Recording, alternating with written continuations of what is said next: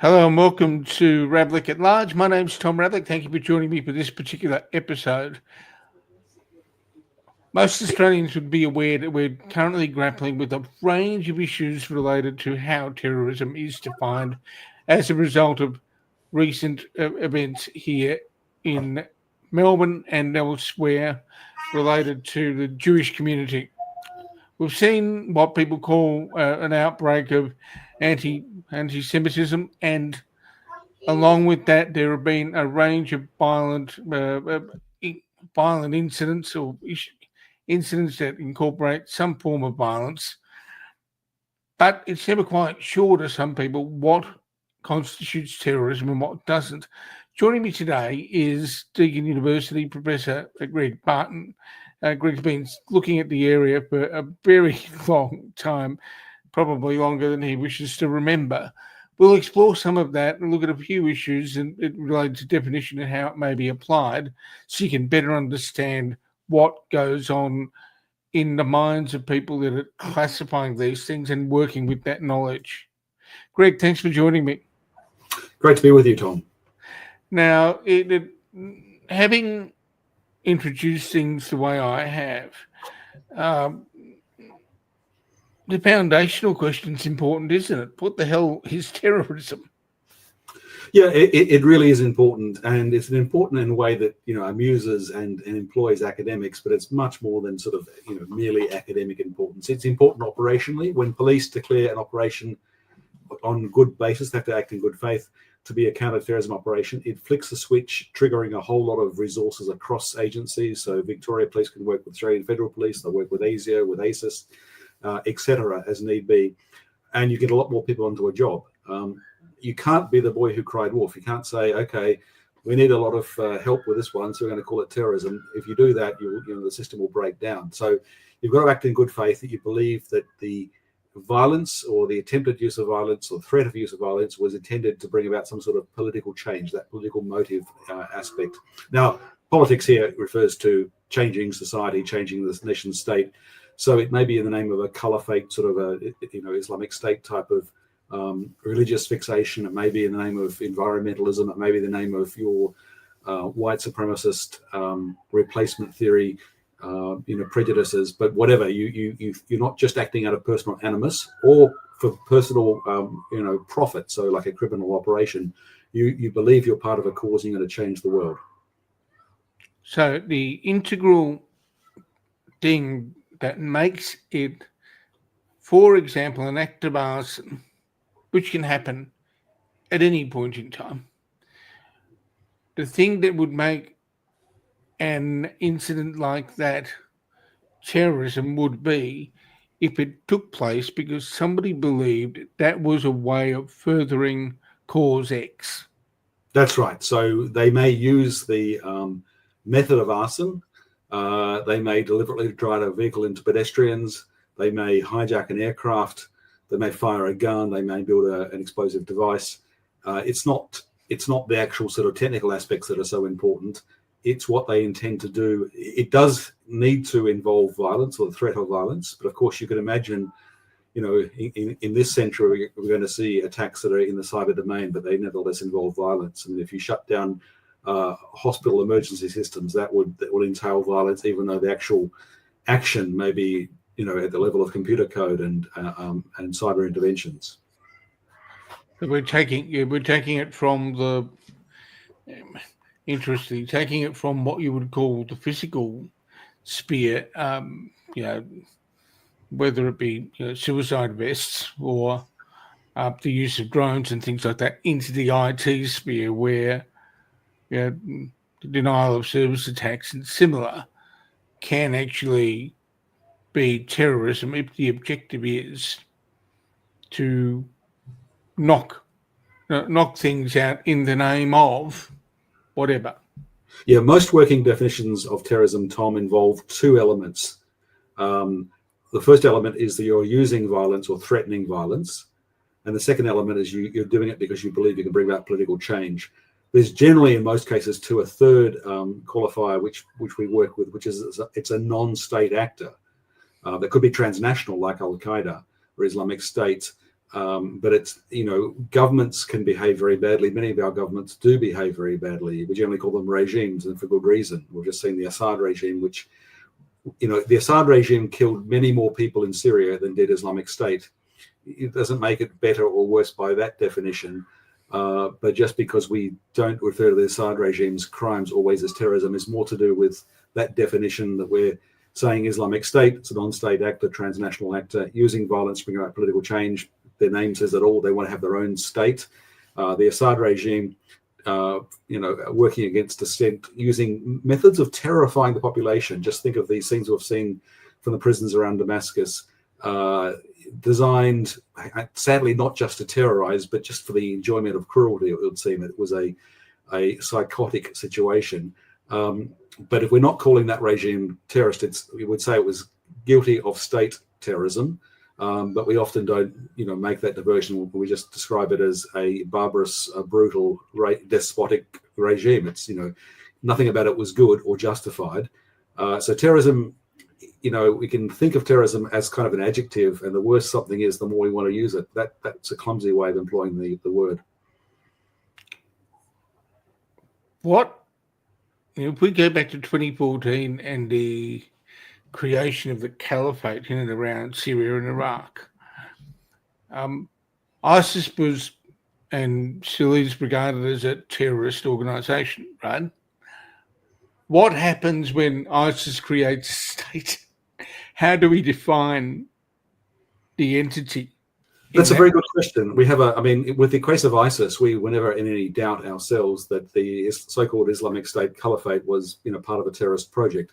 We need to understand motivation in people joining a group. So the fact that many people traveled to Syria to join what they saw as a utopian project doesn't justify what they did, but it helps us understand the power of attraction, and it helps us better understand how to interrupt that. In the case of Afghanistan, we clearly have a group that within Taliban that very closely then and still aligned with Al-Qaeda. Going back to the 9/11 attacks, it wasn't the Taliban that carried out the attacks, but Al-Qaeda did it from Taliban territory. When the Taliban marched into Kabul 3 years ago, and now have a regime, a government in Afghanistan, there's a temptation not to call it terrorism and to sort of split hairs and say, well, it's the state, it's running the country, it's not wanting to attack anyone outside the country, it's not good, we don't like it, but we're not calling it terrorism. I think that could be interrogated a whole lot further. This was a terrorist group. It still behaves in a terrorist group manner to the way it treats half the Afghan population, women, and many of the men. There's a good case for saying that we have a terrorist regime in Afghanistan running the state, and it's certainly harboring many terrorist groups like Al-Qaeda, which are its guests, and like Islamic State in Khorasan province, which is its rival, but nevertheless exists because of what it's done. So I think we need to recognize that terms and definitions evolve out of historical context, and when historical context change, we need to think about first principles, but we're not always very good about that when it comes to terrorism. Before we go on to what's happened in Australia just recently, how useful is the term terrorism more generally? I mean, you focus on it a lot given your work. I've certainly done enough looking at it to understand where it's come from and why we are where we are. But how useful is it in the context of labeling things? It's very useful operationally. So it's very useful in terms of, it's mainly counterterrorism is mainly a police operation, and police-led counterterrorism has as its aim detection and disruption. It wants to stop terrorism happening, but then because it's police and because you're dealing with crimes, you need prosecution. Prosecution, if something hasn't yet happened, involves proving that people were planning to do something. So our laws say that preparations for an act of terrorism or support of a terrorist group, that's terrorism. That presents challenges in the courtroom, but I think we have to pay that price, that we put a lot of resources into weighing up evidence and considering verdicts, because the benefits of detecting and disrupting are enormous. Our various military operations over the last 2 decades have verged from being somewhat useful to completely disastrous in producing unintended consequences. Think of Afghanistan and Iraq in particular. But what the flip side is that police forces around the world, not just in Western democracies, I'm thinking of Indonesia, a very successful counterterrorism, police forces have learnt how to use intelligence to detect people planning a terrorist attack and disrupt it. And that's really good. I mean, there's no, like so many things in life, we only appreciate, well, we can see when something's happening, when something bad happens, and we don't necessarily appreciate it when it's being prevented. But if we know what the details of how it works, then, if somebody that like me that is spending time studying this appreciates that we're saved from a lot of grief because of work that's done quietly by most people whose names we don't know and whose actions we don't see. But nevertheless, it's really important to keep on doing what they do. It's easy with the public to criticize this sort of work and say it's all the political instrument and it's a hog on resources and can't be justified. But if you know what's going on, you see that actually definitionally having a definition of terrorism, understanding how it works, knowing how to detect people planning, joining a group, detecting that, and then disrupting them from doing something bad, that's really important. One of the things I have noticed, and you no doubt have picked up on it as well, given some of the commentary that's been around the place, is when we move out of the context that you and I have spoken about terrorism, that is a very clinical use of the term, it means something related to individuals or groups that are planning or are undertaking a violent, undertaking something that incorporates violence in the name of a cause. When it starts to get used colloquially, it gets a bit messy, doesn't it? It does, but that's not a defense of not trying to do the right thing with our terms and be disciplined and trying to educate people about why that discipline is important. I mean, there's lots of things in life that get messy in colloquial usage, and that can have really devastating consequences. We can cover up for some very bad crimes by dismissing it as just normal behavior. So we are more aware than ever, I think, probably in history, that many men behave badly, particularly with respect to women, but often with respect to people that have less power than them and they're in their care. And we have a serious problem with domestic violence in Australia, serious problem with sexual abuse of children, of assault of men on women, but it can be more complicated than that. And if we sort of cover it up by saying, well, that's just, he's just being a bloke, it's just what happens, then we're covering up terrible crimes and abuses. And for a long time, we didn't listen to kids in a religious institution who had been abused because we said, you've got to trust the father or the priest or the pastor, whatever it was. So, that's just to say that just because it's difficult to talk about some things and we fall back on reflex doesn't mean it's worth, we're not being super woke here, Tom, by, fussing about definitions and calling things what they are. It's actually really important to protect people. In a colloquial setting, it is also possible for people to call something terrorism and it ends up not being terrorism. Absolutely, yeah. No, and of course our first reaction often we see something terrible happen. We've had some good examples this year, 2024, which are helpful for us in Australia to locate our thinking about this. So Bondi Junction, we had a man who went wild, literally having a psychotic episode with a knife, stabbing multiple people, killing some. Thankfully, staff at the Bondi Junction Mall, the retail centre, had done training on how to respond to incidents in public spaces, and they took their customers and they locked them away safely, and they probably saved many lives. So that's a sort of reminder that this sort of training for things that we think are unlikely but can happen it can be very important. At the time, it was tempting to say the guy's a terrorist. I mean, it sort of looks like terrorism, and the people were terrified. The impact was terrible. Why split hairs over whether we call it terrorism? Well, because motivation and intent's important. When we understand the tragic story that this man had serious mental health issues, wasn't on his regular medication. Had he been on his medication, he would have been fine, but he was homeless and therefore wasn't seeing a doctor. His parents had tried to help. Tragically, they weren't able to stop it. It's a real tragedy. But the pathways to preventions and the lessons to be learned in that case involve different mechanisms, different issues than with terrorism. And then, around the same time, we had a case with a young man who may also have had some mental health issues, but nevertheless, according to his own statements, stabbed a Syrian Orthodox archbishop. Fortunately, no one died. He made certain statements at the time that were recorded on video. Later on, he was arrested and spoke to police. Police decided very quickly that, based on what he was saying, he believed that this young man believed he was acting in the name of a political cause. He was trying to change things. Of course, the Syrian Orthodox Church, the Syrian people, come from a part of the world that was roughly contiguous with or overlapping with the Islamic State Caliphate area, and therefore you could sort of understand how in this young man's mind he thought he was striking out a cause for Islamic State and such groups against Christians. But tragic all around, and there may be a mental health issue involved in it. But the clear statement of intent, the clear sort of motivation.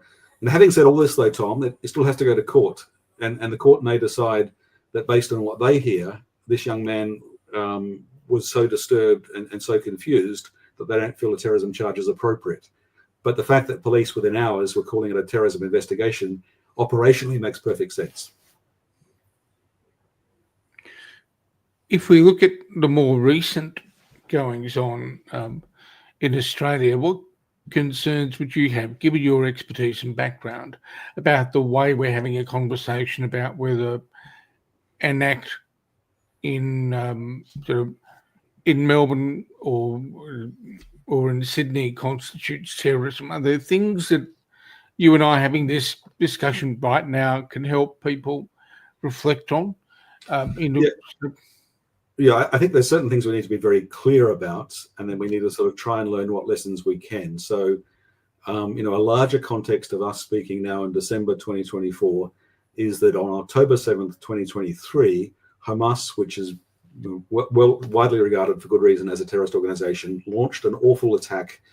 They broke through the confines of the Gaza Strip, and the security barriers were meant to keep them inside the Gaza Strip. They launched a terrorist attack that was obscenely cruel and provocative, and it was not accidentally so. It was designed to provoke a response from the state of Israel and amplify what they were doing. Just as when the World Trade Center towers came down on the 11th of September 2001, it was not just a terrible symbolic act. It was designed to provoke a response. In that case, of course, the response greatly amplified the attack that Al-Qaeda had taken place. Israel, in that case, of course, has a right to defend itself, but also, you'd argue, an obligation to defend itself and look after its people. A lot of the debate since has been whether what Israel has done has really made Israelis safer, or whether there's in excesses that are alleged, war crimes that are alleged, in fact, it's actually, in the longer term, undermining Israeli security. I'm mentioning that as a background, but the Friday of last week, when we had a terrible arson attack on a synagogue in Melbourne, the day before, Prime Minister Benjamin Netanyahu, Bibi Netanyahu, had been critical of Australia's vote in the UN, along with 157 other nations, voting to say that Israel should take steps to move towards a two-state solution, explore a political solution, and withdraw from the West Bank territories. And the Prime Minister of Israel said, in doing that, Australia is encouraging terrorism. The next day, of course, there was an arson attack, and people joined those two things together. And in Australian federal politics, we've had this, I think, rather unseemly debate or series of accusations cast around that to be critical of Netanyahu's government in Israel is somehow to endorse terrorism. And in the current Australian government bears culpability for endorsing terrorism. I think all of that is unfortunate, because none of it, I think, is objectively true. There's fair points to be made on all sides, and we need to hear each other and understand the concerns. And the nation of Israel is living through terrible trauma still since the October 7th attacks. We could have lots of debates about intention and cause and effect, etc. But of course, none of that in any way excuses, justifies the use of violence against any group, and it certainly doesn't excuse the rising anti-Semitism we're seeing in Australia, which is clearly documented, and it certainly doesn't justify attacks on Jewish members of Parliament and the parliamentary offices, or of course this firebombing of a synagogue is about one of the most horrible things we can think of, except that no one died, thankfully, but it could easily have had lives lost. Depending on the timing of that event, people could have been at prayer and not been able to escape before being overcome by smoke. Thankfully, that didn't happen. But that's the context of what we're talking about. A shocking event, one that really traumatizes a traumatized community. Of course, there's emotional language. Of course, there's a desire to stop it from happening. For me, I think one of the pities of what's going on is that we've long had a good system in Australia of bipartisan support for security issues, including counterterrorism. And it's a pity that it sort of appears now to be a live issue when it comes into a season that's going into a federal election campaign. So I don't think that's constructive to anyone involved. I don't think it really helps, but that's another thing. Those of us that have read the literature understand the history of the terminology, understand the broad nature of the discipline, and also can look at this somewhat dispassionately and break the components apart.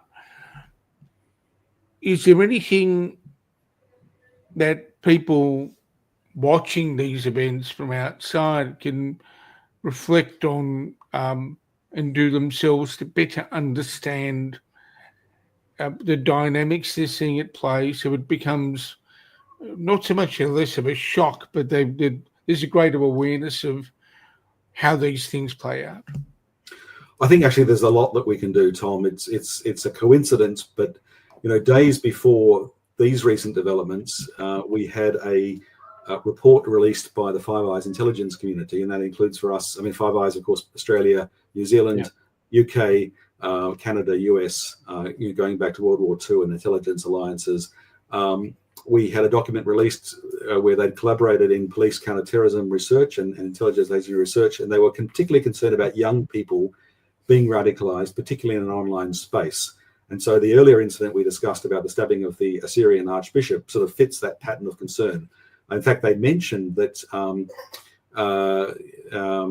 in the last 4 years, the police in Australia have investigated 35 cases as counterterrorism cases, largely involving minors, young teenagers, and that all of the cases investigated this year in 2024 have involved very young people, most of them teenagers under the age of 18. So that's a steady trend change, which is very concerning.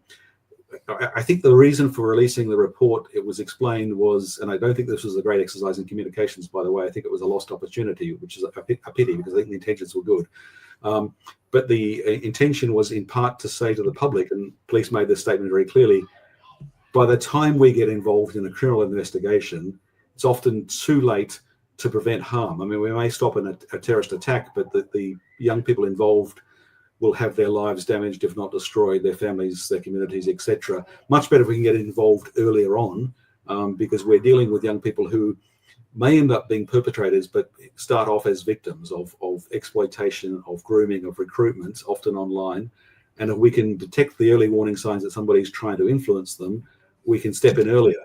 And by the way, that means you can get police help, but the police don't make it a criminal case. They bring in a child psychologist, they sit and talk, try and understand what's going on, and then try and work out a plan to stop something worse happening, and no criminal charges necessarily are laid. So we actually have good systems in Australia, particularly in Victoria and New South Wales, to do that. I don't think we're very good at explaining them. I don't think the exercise last week did a very good job of pointing us in the right direction. One piece of evidence in support of this statement is that the report had various links, hypertext links to where you could go to get help, and half of the ones I checked were broken. So it was a bit of a clumsy exercise, but the intention was good. And it so happens that, in this last week, we've had a whole lot of developments that have sort of reminded us that terrorism is a live issue and it's not going away. But to your question, parents, teachers, people working with young people can look out for warning signs that they're being groomed, perhaps online, and radicalized. Radicalization is a social process. It involves somebody befriending somebody, persuading them that they're acting in their interest, that they admire them, and that they want to bring them into a special group. Very attractive message for any human being, but particularly for a lonely young teenager. Most people, if they're not teenagers, are in their 20s when they're radicalized. So this is a young person's thing. Secondly, we can prepare to respond to incidents. It's very hard to anticipate a lone actor attack. We can, if we listen to what people are saying, often hear them talking about their intentions to do something. That's called leakage, and we can use that to move in and stop something bad happening. And before that, we can see early warning signs of radicalization. But let's supposing we miss those things, which often happens. The Bondi Junction attack I referred to was not a terrorist attack because of motivation and intent.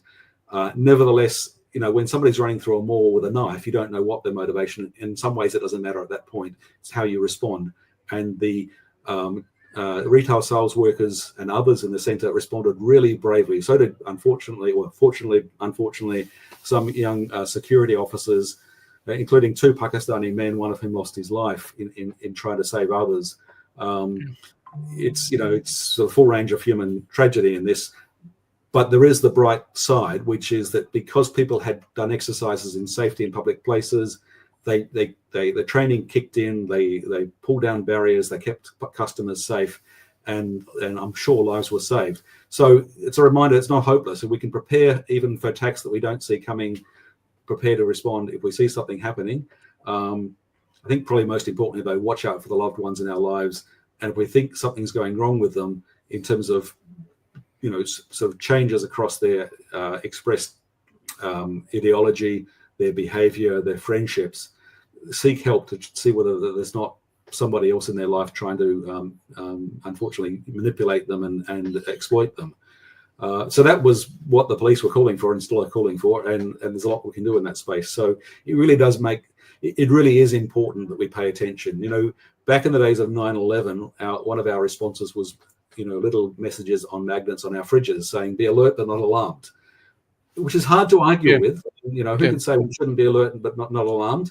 Once again, the intention was good, the communications wasn't so good. Now we can honestly say, if you see something happening to a loved one and have concerns, speak up and get help, because there are systems in place that can swing in around them, and hopefully we prevent any criminal charges, much less any criminal acts.